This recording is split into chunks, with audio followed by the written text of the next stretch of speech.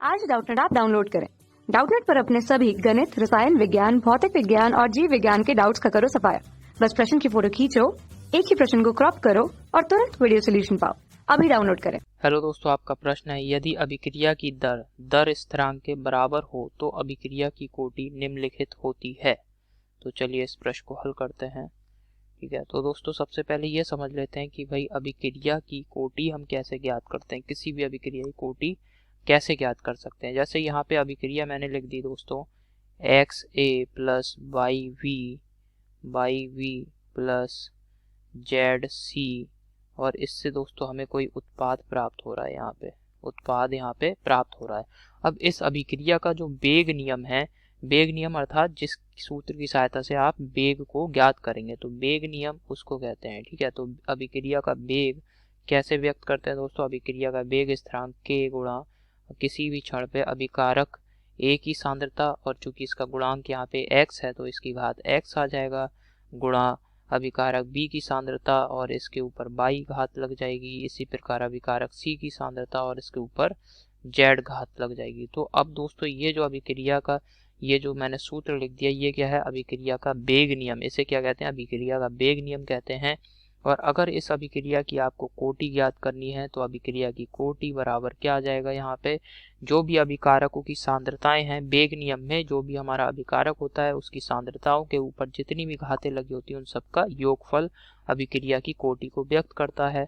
तो अभिक्रिया की इस अभिक्रिया की कोटि क्या आ जाएगी, x plus Y plus Z. समझ में आ गया।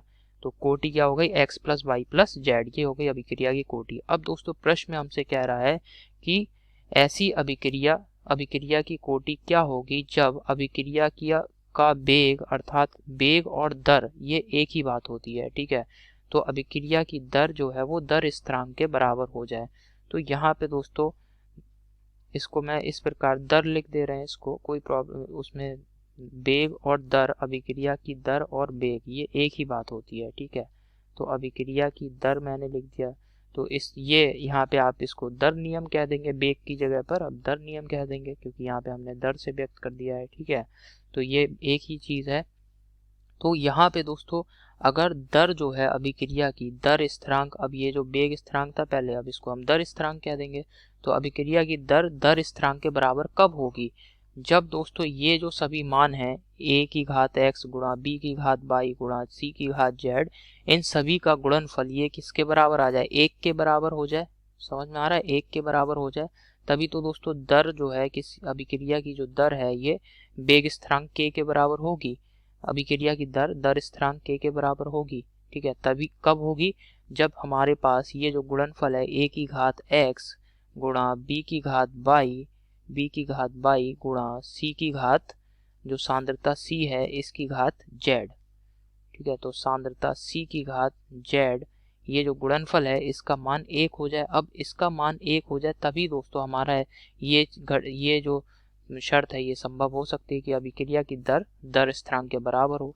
अब ऐसा कब हो सकता है दोस्तों, ये जो पूरा गुणनफल है इसका मान 1 के बराबर हो जाए। ऐसा तभी हो सकता है ना कि जब a की घात यहाँ पे मैं 0 कर दूं, b की घात यहाँ पे मैं 0 कर दूं और c की घात भी यहाँ पे 0 कर दूं, तब दोस्तों आसानी से ये 1 के बराबर हो जाएगा। ठीक है, तब 1 के बराबर ये हो जाएगा। तो यहाँ पर आप कहेंगे अब दोस्तों ये सभी मैंने क्या कर दिया, 0 कर दिया तो क्या मान आ जाएगा, 1 आ जाएगा मान। तो अब यहाँ पे दर नियम अगर फिर से लिखा जाए पुनः तो क्या लिख सकते हैं आप इसको, तो यहाँ पे जब 0 हो गई घात है तो दर बराबर किसके आ गई, दर स्थिरांक के आ गई। तो इसको इस प्रकार भी लिख सकते हैं दोस्तों, दर बराबर k गुणा अभिकारक a की सांद्रता की घात 0। ठीक है, अब अगर हम अभिक्रिया ही बदल दें, अभिक्रिया a है, अब यहाँ पे एक ही अभिकारक ले लें आप तो भी कोई इसमें नहीं है।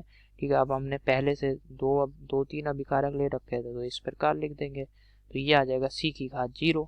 तो यहाँ पे आप देखें अब यहाँ पे अगर दोस्तों कोटि आप ज्ञात करें इस अभिक्रिया के दर नियम से, तो कोटि क्या लिखेंगे आप, अभिकारकों की सांद्रताओं के ऊपर जो भी घाते हैं उन सभी का योगफल। तो यहाँ पे योगफल क्या आ जाएगा, 0 प्लस 0 प्लस 0। तो अभिक्रिया की कोटि क्या हो जाएगी, 0। और जब अभिक्रिया की कोटि यहाँ पे 0 होगी तब दोस्तों हम इसको क्या लिख सकते हैं, दर बराबर दर स्थिरांक के, क्योंकि ये सभी गुणनफल का मान क्या आ जाएगा, 1 के बराबर हो जाएगा। तो कब दोस्तों अभिक्रिया की कोटि शून्य कोटि की 0 हुई, अर्थात अभिक्रिया शून्य कोटि की कब बनी, जब अभिक्रिया की जो दर है वो अभिक्रिया में भाग लेने वाले जो अभिकारक हैं हमारे अभिकारक, इनकी सांद्रताओं पर निर्भर नहीं कर रहा है, तभी दोस्तों अभिक्रिया शून्य कोटि की होगी और शून्य कोटि की होगी। ठीक है, तो यानी अभिक्रिया का दर जो है, अगर दर स्थिरांक k के बराबर है तो इसका मतलब अभिक्रिया की कोटि क्या होगी, 0 होगी। अभिक्रिया की कोटि क्या आई दोस्तों, शून्य कोटि की होगी। तो यहाँ इसको लिख दे रहे हैं। ठीक है, तो यही दोस्तों हमारे प्रश्न का उत्तर है। जब भी अभिक्रिया की दर स्थिरांक के बराबर होती है तो अभिक्रिया की कोटि शून्य होती है।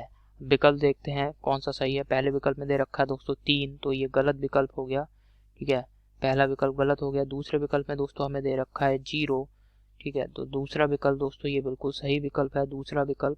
तीसरे विकल्प में दोस्तों हमें क्या दे रखा है, तीसरे विकल्प में दिया है 1, तो ये तीसरा विकल्प गलत है। चौथे विकल्प में दिया है दोस्तों 2, ये भी गलत विकल्प है। तो आशा करता हूँ आपको समझ में आया होगा। धन्यवाद।